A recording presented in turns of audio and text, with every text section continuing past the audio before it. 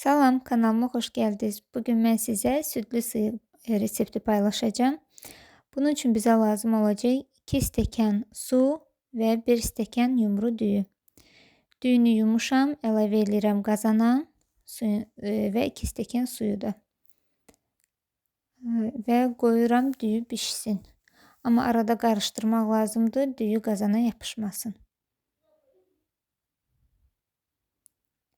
Və üzərinə yarım çay qaşığı duz da əlavə edirəm.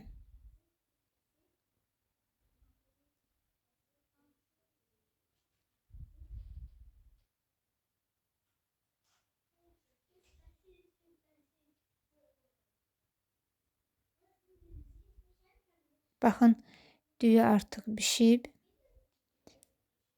İndi isə üzərinə 3 stəkan süd əlavə edirəm.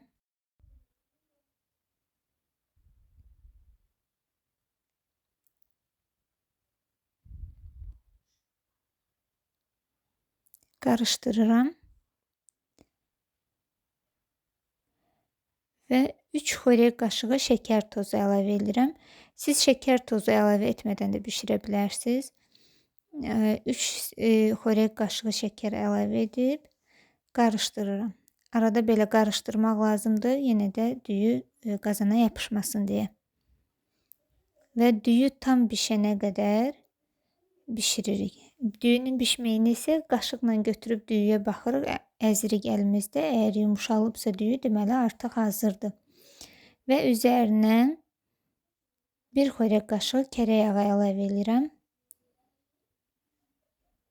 Bunu da qarışdırıram və qazı söndürürəm.